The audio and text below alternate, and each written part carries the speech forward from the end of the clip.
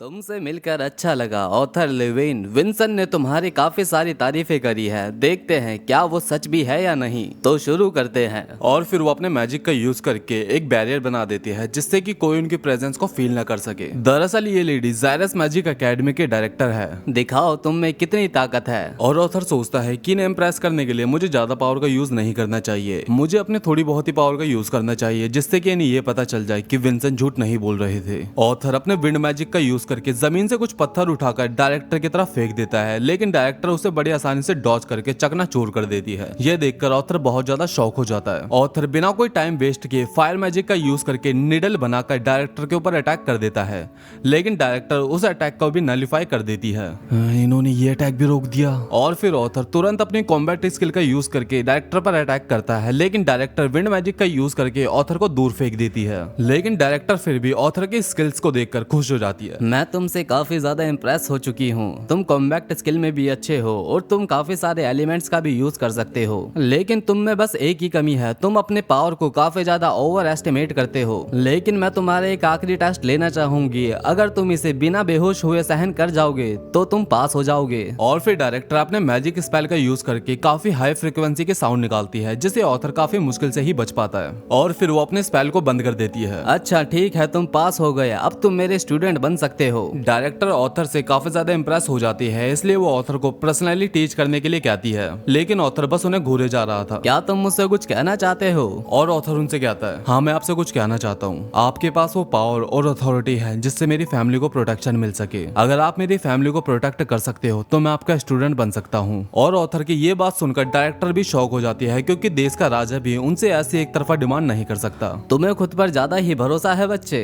हाँ, क्योंकि मुझे यकीन है जो मैं डिमांड कर रहा हूँ मैं उसके काबिल हूँ, और आप भी ये बात मानती होगी। और डायरेक्टर उसकी इस बात पर स्माइल करती है और अग्री हो जाती है। लेकिन जायरस एकेडमी ज्वाइन करने के लिए तो अभी तुम्हारी 3 साल की एज बाकी है, तो तुम क्या करना चाहोगे? मैं अभी तो अपनी लाइफ को एंजॉय करना चाहूंगा। लेकिन अगर तुम इस एज से एकेडमी ज्वाइन कर लोगे तो तुम बहुत ज्यादा स्ट्रॉन्ग बन जाओगे। हाँ मैं जानता हूँ, लेकिन मैं अपने ये साल एडवेंचरर बनकर इस दुनिया के बारे में सीखना चाहता हूँ, और फिर उसके बाद मैं एकेडमी ज्वाइन कर लूंगा। और ऑथर की ये सारी बातें सुनकर डायरेक्टर मान जाती है। और फिर उसके बाद हमें ऑथर के घर का सीन दिखाया जाता है, लेकिन ऑथर के घर पहुंचने से पहले ही विंसन ने ऑथर के एडवेंचरर बनने वाली बात उनके पेरेंट्स को बता दी थी। लेकिन एलिस ऑथर को बाहर भेजने के लिए बिल्कुल राजी नहीं थी। एलिस कम से कम एक बार ऑथर की बात तो सुन लो। क्या सुनूं मैं? ऑथर अभी ही हमारे पास है, अब वो खतरनाक एडवेंचर पर जाने की बातें कर रहा है। एलिस तुम इतने ज्यादा परेशान क्यों हो रही हो? वो करना चाहता है तो करने दो उसे, और वैसे भी एक इंसान उसके साथ रहेगा उसकी प्रोटेक्शन के लिए। लेकिन एलिस फिर भी ऑथर को दूर भेजने के लिए राजी नहीं होती। लेकिन ऑथर उनको मनाते हुए कहता है, मॉम अगर आप इतनी ज्यादा परेशान हो रही है तो मैं हर महीने घर आ जाया करूंगा, अगर आप चाहती है तो मैं उससे पहले भी आ जाया करूंगा। और ऑथर अपनी बात रखते हुए कहता है, मॉम डैड मुझे इस दुनिया के बारे में काफी कुछ सीखना है, और मैं भी वो एडवेंचर और एक्साइटमेंट फील करना चाहता हूँ जो आपने फील करा था। अरे बेटा तुम्हारी मॉम चिंता करेगी, ये तो नेचुरल है। जब मैं भी एडवेंचर पर जाता था तब भी तुम्हारी मॉम बहुत ज्यादा चिंता करती थी मेरे लिए। वैसे अगर तुम एडवेंचरर बनना चाहते हो तो हमें तुम्हारे साथ किसी भरोसेमंद को भेजना होगा। और फिर रैनोल्ड अपने सभी एडवेंचरर दोस्तों को बुलाकर ऑथर के साथ जाने के लिए पूछता है। अरे ना भाई ना, मैं नहीं जाने वाला इस बच्चे के साथ। अगर रात को सोते समय इसने मुझे मार दिया तो? अगर ऑथर ने तुम्हें मार भी दिया तो इसमें गलती तुम्हारी होगी। लेकिन फिर रैनोल्ड कहता है, लेकिन मैं इसके लिए तुम्हें ज्यादा पे नहीं कर पाऊंगा। अरे रैनोल्ड बकवास बातें मत करो, ऑथर को ग्रो होता देखकर हम सबको खुशी मिलेगी। तभी जैस्मिन अपना हाथ उठाकर कहती है, मैं जाऊंगी ऑथर के साथ। और ये सुनकर सभी लोगों को झटका लगता है। जैस्मिन तुम्हें तो बच्चे बिल्कुल नहीं पसंद। ओह जैस्मिन, हाँ वैसे अगर देखा जाए तो तुम्हारा जाना भी अच्छा होगा, क्योंकि तुम्हारी कॉम्बैक्ट स्किल्स काफी ज्यादा अच्छी है, तो तुम ऑथर के लिए बेस्ट चॉइस हो सकती हो जैस्मिन। और सभी लोग कहते हैं, हाँ जैस्मिन वैसे भी काफी ज्यादा पावरफुल है, वो अगेनेटर होने के बाद भी एलिमेंट को यूज कर सकती है, और उसने कुछ टाइम पहले ही लाइट ऑरेंज कलर अचीव करा है, तो वो काफी ज्यादा स्ट्रॉन्ग भी है। और ऑथर भी जैस्मिन को थैंक्स बोलता है उसके साथ चलने के लिए। और फिर ऑथर अपने डैड से ऑक्शन हाउस जाने के लिए कहता है, क्योंकि ऑथर को एक स्वॉर्ड चाहिए थी। और फिर ऑथर विंसन के साथ ऑक्शन हाउस में आ जाता है। ओ तो तुम्हें एडवेंचर्स गाइडलाइन एंट्रेंस एग्जाम के लिए एक स्वॉर्ड चाहिए, यहाँ तुम्हें काफी सारी स्वॉर्ड्स मिल जाएगी, चूज कर लो जो तुम्हें चाहिए। और फिर ऑथर उस गोदाम के अंदर जाता है, और ऑथर देखता है वहाँ पर बहुत सारी स्वॉर्ड्स और बक्से रखे हुए थे। और ऑथर देखता है वहाँ पर इतनी सारी स्वॉर्ड्स रखी हुई थी कि ऑथर को चूज करने में काफी परेशानी आ रही थी। वो काफी सारी स्वॉर्ड्स को ट्राई करता है लेकिन उसे कोई पसंद नहीं आती। ऑथर एक ऐसे स्वॉर्ड चाहता है जिसे वो एक हाथ से चला सके, लेकिन उसकी छोटी सी बॉडी के लिए सारी के सारी स्वॉर्ड्स काफी बड़ी थी। और तभी ऑथर को ढूंढते ढूंढते नीचे एक रॉड दिखाई देती है। ऑथर उसे निकालने की कोशिश करता है लेकिन वो काफी ज्यादा हैवी थी और फिर कुछ कोशिशों के बाद ऑथर उसे बाहर निकाल लेता है। ये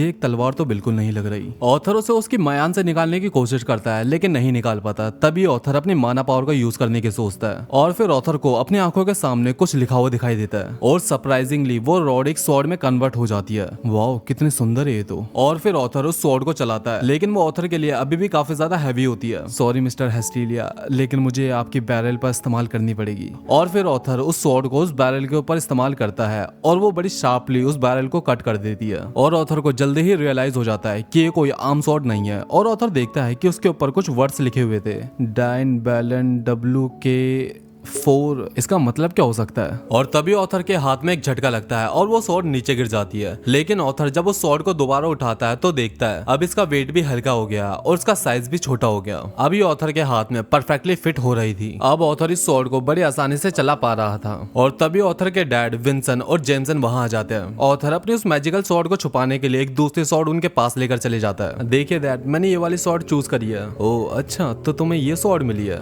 हाँ, ये ज्यादा फैंसी नहीं है लेकिन इसे स्विंग करना काफी ज्यादा आसान है मेरे लिए। और ऑथर के डैड उस स्वॉर्ड को चेक करने लगते हैं। बेटा, ये थोड़ी सी ऑफ बैलेंस है लेकिन शायद तुम्हारे लिए परफेक्टली फिट होती है। विंसन, आप क्या कहते हैं? हाँ, अगर ऑथर को पसंद है तो ये स्वॉर्ड सही है। और तभी विंसन का ध्यान ऑथर के वेस्ट पर जाता है जहाँ पर वो मैजिकल स्वॉर्ड थी। ऑथर, ये तुम्हारी कमर पर क्या है? ऑथर नॉर्मल बिहेव करने की कोशिश करता है और कहता है कि ये तो मुझे वहीं जमीन पे पड़ी हुई मिली थी, इसका वेट काफी अच्छा है इसलिए मैंने इसे प्रैक्टिस के लिए अपने पास रख लिया, बस ज्यादा कुछ नहीं। और विंसन कहता है कि मुझे तो कुछ याद नहीं कि हमारे पास भी कुछ ऐसा था। लेकिन जिमसन कहता है हाँ, मुझे याद तो है, एक बार एक बुड्ढा आया था और उसको यहाँ पर फेंक कर चले गया। वो कह रहा था इसका यूज करने के लिए कोई स्वॉर्ड्समैन है ही नहीं, इसलिए वो कचरे की तरह से यहाँ पर छोड़कर चले गया। हमने काफी लोगों से इसे चेक करवाया लेकिन कोई भी इसे समझ नहीं पाया कि ये क्या है, इसलिए हमने भी इसे यहीं पर छोड़ दिया। अच्छा, अगर ऐसा है तो हमें किसी हाई रैंक वाले से इसे चेक करवाना चाहिए। लेकिन ऑथर ऐसा बिल्कुल नहीं चाहता और विल्सन को अपनी प्यारी प्यारी नजरों से मक्खन लगाने लगता है। प्लीज अंकल विल्सन, मान जाइए ना, ये मुझे दे दीजिए, वैसे भी ये तो आपके लिए कचरे का टुकड़ा है ना, प्लीज अंकल मान जाइए ना। और ऑथर की ये सब हरकतें देखकर विंसन पिघल जाता है और ऑथर को उसे अपने पास रखने के लिए परमिशन दे देता है। और अब ऑथर एडवेंचरर बनने से पहले अपनी फैमिली के साथ और हेस्टिलिया फैमिली के साथ अपना टाइम स्पेंड करता है। और फिर अब ऑथर का बर्थडे आ जाता है और काफी लोग उसे अच्छे से सेलिब्रेट करते हैं। ओ, मुझे तो यकीन नहीं हो रहा, मेरा बच्चा कब 9 साल का हो गया। अरे एलिस, अपने आंसू संभाल कर रखो, अभी ऑथर हमसे दूर नहीं गया। और फिर उसके बाद सब लोग खाना खाते हैं और एंजॉय करते हैं। तो सबका खाना हो चुका है, अब बारी है प्रेजेंट की। और सबसे पहले ऑथर अपनी मॉम एलिस का प्रेजेंट खोलता है। उसके अंदर एक हैंड कफ होता है जिसके ऊपर कुछ स्टोन लगे होते हैं। बेटा, ये स्टोन मेरे हीलिंग मैजिक से इन्फ्यूज है, जब भी तुम घायल हो जाओ तो इन स्टोन का यूज करना, तुम उससे हील हो जाओगे। अरे वाह मॉम, ये कितना अच्छा प्रेजेंट है ये। और फिर उसके बाद विल्सन अपना प्रेजेंट देता है। Author, will you marry me? नहीं अंकल, आप अंकल ही ठीक हो। क्यों बच्चे को परेशान कर रहे हो तुम? अरे मजाक कर रहा था, इसमें रिंग है, एक रिंग तुम रखो ऑथर और एक रिंग तुम रखो एलिस। जब भी ऑथर किसी खतरे में होगा तो इस रिंग का कलर हल्का हो जाएगा, इससे तुम्हें पता चल जाए कि ऑथर कब खतरे में है। अब हमारे प्रेजेंट की बारी है। इस स्क्रोल से तुम साउंड को प्रोड्यूस कर सकते हो और पता है इसकी कीमत क्या है? एक पैर और एक हाथ।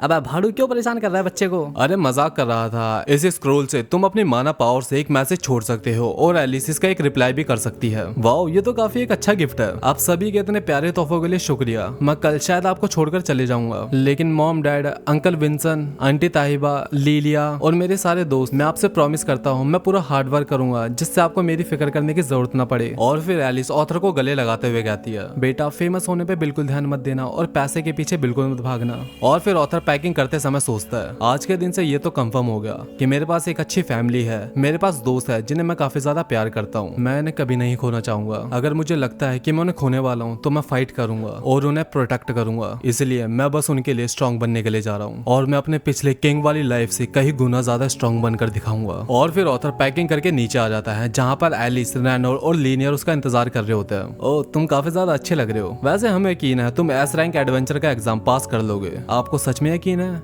हाँ, तुम बहुत ज्यादा स्ट्रांग हो। लेकिन बेटा सुनो, कभी भी खुद से कुछ करने की कोशिश मत करना। ये मत भूलना कि जैस्मिन भी तुम्हारे साथ है। और एलिस ऑथर से कहती है कि बेटा रिंग पहनना बिल्कुल मत भूलना। और फिर सब इमोशनल होकर ऑथर को विदा करते हैं और अब ऑथर घर से बाहर आ जाता है जहाँ पर जैस्मिन उसका इंतजार कर रही होती है और फिर वो एग्जाम देने के लिए निकल जाते हैं।